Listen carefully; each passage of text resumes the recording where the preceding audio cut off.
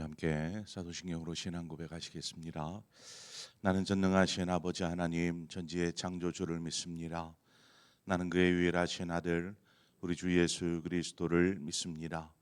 그는 성령으로 잉태되어 동정녀 마리아에게서 나시고 본토 빌라도에게 고난을 받아 십자가에 못 박혀 죽으시고 장사된 지 사흘 만에 죽은 자 가운데서 다시 살아나셨으며 하늘에 오르시어 전능하신 아버지 하나님 우편에 앉아 계시다가 거기로부터 살아있는 자와 죽은 자를 심판하러 오십니다. 나는 거룩한 공교회와 성도의 교제와 죄를 용서받는 것과 몸의 부활과 영생을 믿습니다. 아멘. 우리 함께 찬송가 28장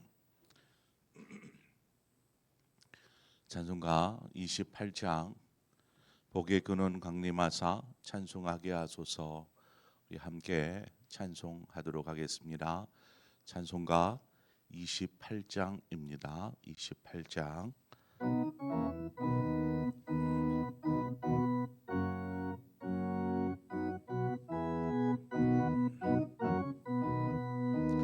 복의 근원 강림하사 찬송하게 하소서. 한량 없이 자비하시 증량할 길 없도다. 전사들의 찬송가를 내게 가르치소서. 구속하신 그 사랑을 항상 찬송합니다. 주의 크신 도움 받아 이때까지 왔으니 이와 같이 천국에도 이르기를 바라네. 하나님의 품을 떠나 죄에 빠진 우리를 예수 구원하시려고 보혈을 여주셨네. 주의 귀한 은혜 받고 일생 빚진 자 되네. 주의 은혜 사슬 되사 나를 주께 매소서. 우리 마음은 연약하여 범죄하기 쉬우니 하나님이 받으시고 천국인을 치소서. 아멘.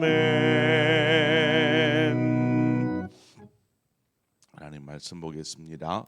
학개서 2장 16절에서 19절의 말씀입니다.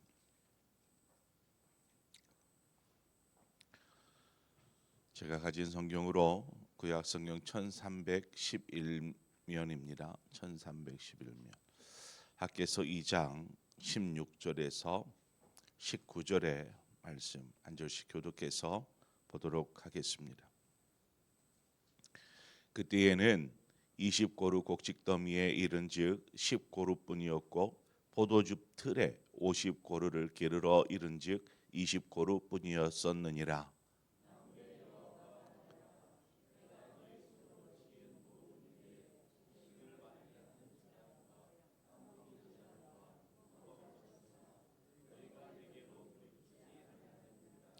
너희는 오늘 이전을 기억하라. 아홉째 달 24일 곧 하나님의 성전지대를 쌓던 날부터 기억하여 보라.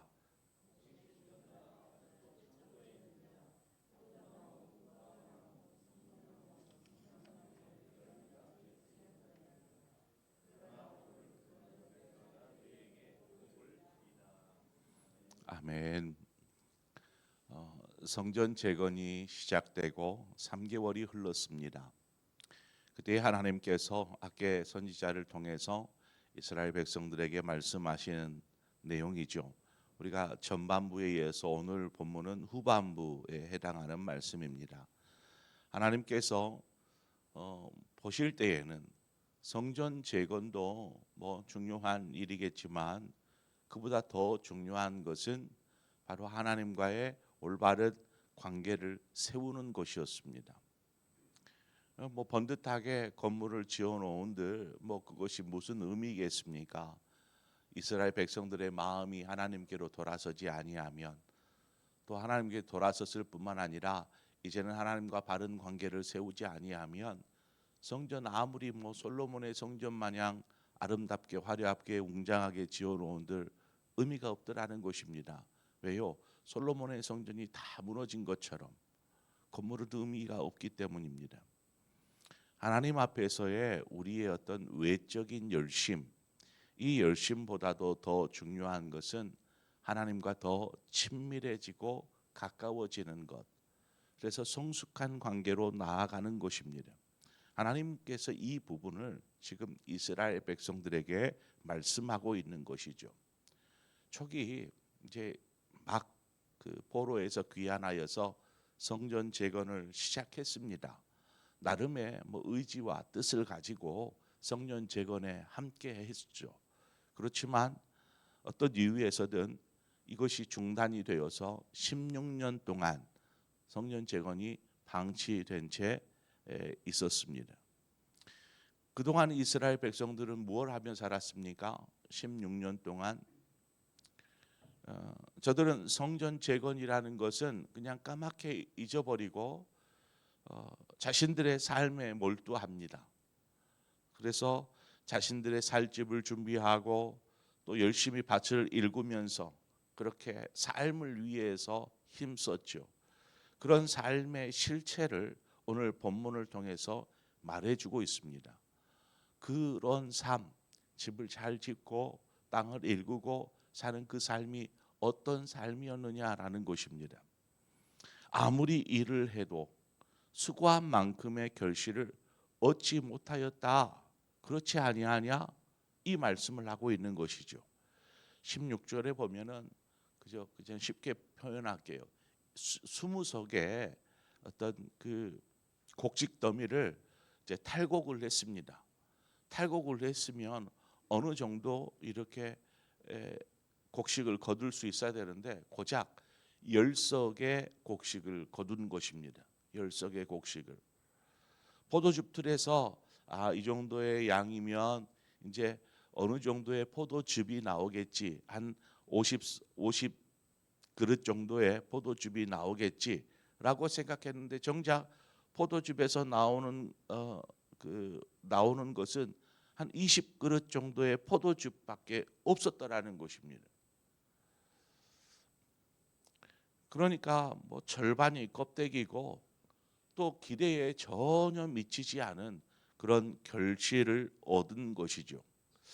이런 결과가 왜 주어졌을까? 왜 이런 일이 벌어졌을까? 하나님을 떠나서 말씀에 순종하지도 않고 도리어 인간의 노력으로, 자신들의 노력으로 무언가를 성취해 보겠다라는 이러한 생각 때문이었습니다. 그러니 그 모든 인간의 수고와 노력이 그냥 헛될 뿐인 것이죠. 하나님은 그것을 알게 하십니다. 야, 너희들 알아라. 그렇게 수고했는데 빈 껍데기뿐이지 않느냐. 너희들이 수고했는데 나온 것은 무엇이냐. 기대에 미치지도 못할 그 조그만한 것이지 않느냐라는 것이죠.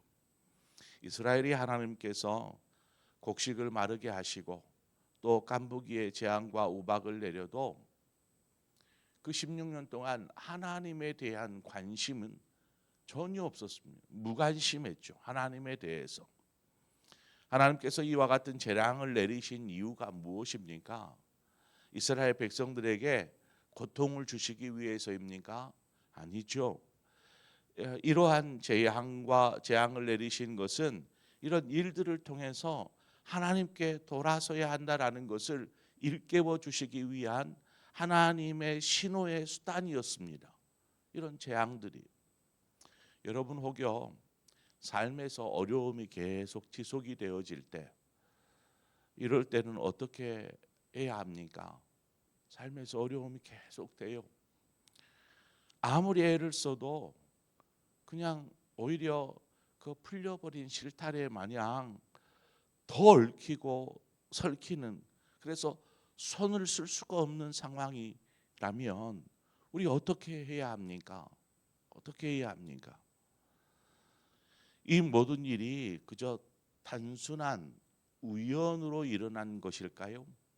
우연으로? 열심히 바르게 살지 못해서 일어난 자신의 탓일까요? 그리스도인에게 우연이란 없습니다. 왜 없느냐? 하나님을 믿잖아요. 하나님께서 모든 것에 하나님의 뜻과 섭리가 있기 때문에 그렇습니다. 그렇다면 생각하기를, 하나님 앞에 돌아서서 하나님 이것이 무슨 일입니까? 하나님 이것이 웬일입니까? 라고 물어야 하는 것이 맞잖아요.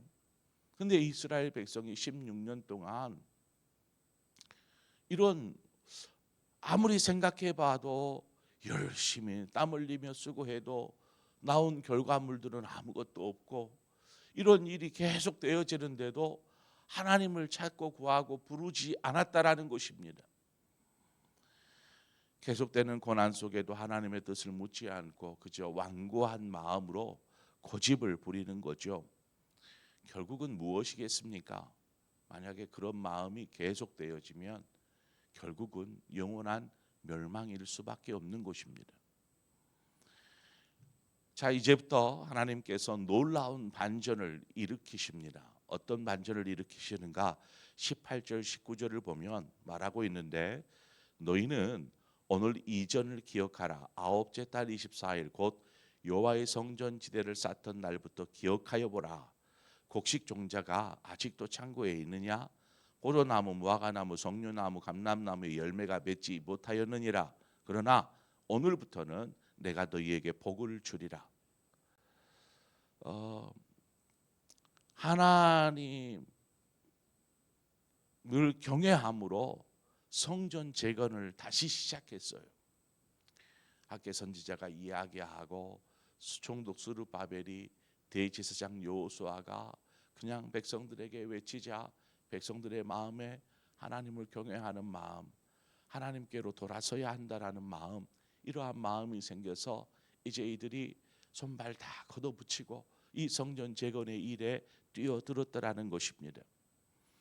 이런 이스라엘 백성들을 보시면서 하나님께서 하시는 말씀입니다. 오늘부터는 내가 너희에게 복을 주리라. 오늘부터는, 이제부터는, 지금부터는, 앞으로는 너희에게 복이 될 것이다 라는 것입니다. 이 말은 이전까지는 하나님이 주시는 복을 누리지 못했다라는 것이죠. 앞서 말씀드렸던 내용들처럼 수학의 결실들도 제대로 맛보지 못하는, 수고의 결과도 없는 그런 일들이 계속 되어졌습니다. 여러분, 지금 이스라엘 백성이 있는 장소가 곳이 어디입니까? 아브라함이 하나님의 그 약속의 말씀을 듣고 하란 땅을 떠나 찾아갔던 그 약속의 땅이지 않습니까? 이곳은 하나님께서 애굽에서 노예의 삶을 살던 그 이스라엘 자손들에게 약속의 땅으로, 젖과 꿀이 흐르는 땅으로 그렇게 말씀하신 곳이 이곳이 아닙니까? 그런데 그 땅이 왜 이렇게 황폐해져 버린 것일까요? 왜 이렇게 결실을 내지 않는 땅이 되어버렸습니다. 그것은 소출도 줄고 아무리 노력해도 얻은 것이 별로 없는 땅이 되어버렸습니다. 그것은 땅이 황폐해져 버린 것이 아닙니다. 이것은 이스라엘 백성의 마음이 황폐해져 버린 것입니다. 이스라엘 백성의 마음이. 하나님께서 꿈꾸시는 것이 무엇일까요? 하나님께서 이스라엘 백성들에게 바라고 원하시는 것이 무엇일까요?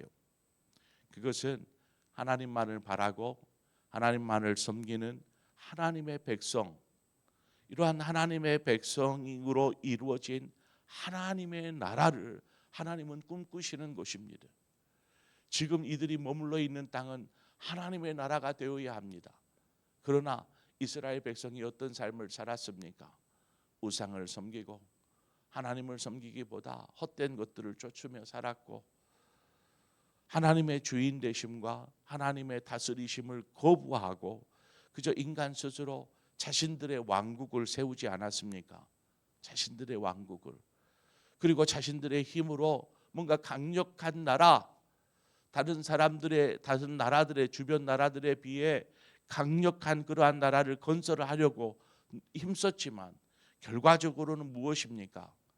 나라는 멸망하고 도시는 다 폐허가 되었으며 땅은 황폐하게 되어버린 것입니다. 하나님에게서 떠난 그런 백성, 나라, 사람의 실체인 것입니다. 하나님이 폐허가 된 땅에 다시 씨앗을 심고 계시는 것입니다. 이사야 6장 13절에 가보면 그 중에 10분의 1이 아직 남아있을지라도 이것도 황폐하게 될 것이나 밤나무와 상수리 나무가 배임을 당하여도 그 구루터기는 남아있는 것 같이 거룩한 씨가 이 땅에 구루터기니라 하시니라. 거룩한 씨가 이 땅에 구루터기다. 그 구루터기에서 어느 순간 다시 싹이 올라오른 것이죠. 왜요? 뿌리가 살아있으니까. 거룩한 씨는 하나님을 섬기는 거룩한 성도들을 이야기합니다. 하나님께서 그들과 함께 하시고 그들의 삶에 복을 주시는 것이죠. 하나님께서 희망을 거두시지 않으시고 우리가 하나님께로 돌아설 때를 기다리시는 것입니다. 그때 하나님이 일하기 시작하시는 것입니다. 지금부터는 내가 너희에게 복을 주리라 말씀하신 것처럼 이제 하나님께서 일하시겠다라는 것입니다. 작은 결실에도 풍성함들을 누릴 수 있도록 하나님께서 일하시는 것입니다. 사람들은 누구나 이런 복된 삶 얼마나 원해요. 우리도 원하잖아요. 하나님 복 있는 삶이 우리의 삶 가운데 복 있는 삶이 있게 해주십시오. 이 복을 누리기를 우리 모두는 원합니다. 자, 그렇다면 복이 어디에서 나오는 것입니까? 하나님에게서부터 나오잖아요. 복의 근원이시니까. 하나님이 복의 근원이시니까 하나님으로부터 복이 비롯되어진다라는 것을 우리는 기억하고 복의 근원 되신 하나님께서 우리에게 너는 복이 될지라, 아브라함에게 너는 복이 될지라, 믿음의 자손들에게 너희는 복이 될지라 말씀하시는 것입니다. 이렇게 선언하셨듯이 우리가 이제 이런 복 있는 자의 삶을 누리기 위해서 하나님과 연합하여야 합니다. 하나님과 함께 해야 합니다. 하나님을 바르게 섬겨야 합니다. 하나님만을 바라보아야 합니다. 그때에 비로소 우리의 삶 가운데 하나님 일하기 시작하고 이제부터는 너희에게 복을 주리라 하시는 이 말씀 얼마나 은혜가 됩니까? 이 말씀이 나의 말씀이 될 수 있는 것이죠. 복을 누리는 사람들의 그 모습만을 옆에서 바라보면서 부러워하고 나도 저래 봤으면, 아니에요. 하나님은 우리 한 사람 한 사람에게 너는 복이 될지라 말씀하셨습니다. 이제 복된 삶을 누리면 되는데 그러기 위해서 우리는 주님 하나님을 바라보는 것이죠.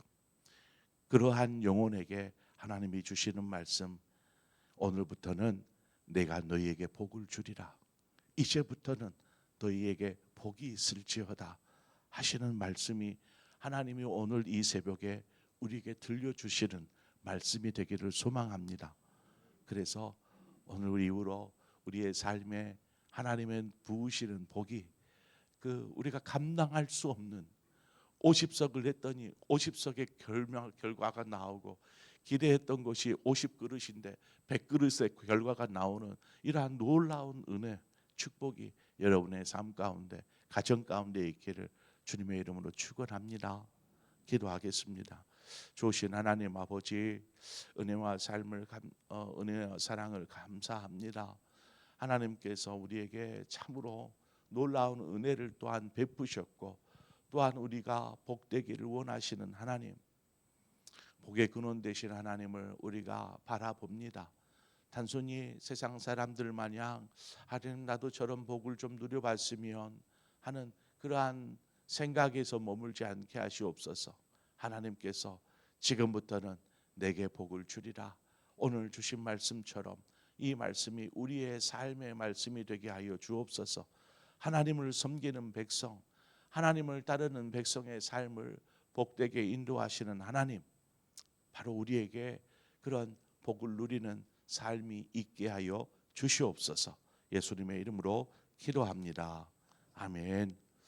오늘 이 시간 말씀을 생각하면서, 하나님, 이제 우리의 삶에 어떤 그 곡식이 말라버리고 깐부기가 재앙이 내리고 우박이 떨어지는 그러한 삶이 아니라, 정말 하나님이 주시는 복, 어떻게 저렇게 잘 될 수가 있을까 하는 이런 하나님이 주시는 복을 누리는 삶을 살게 하여 주옵소서.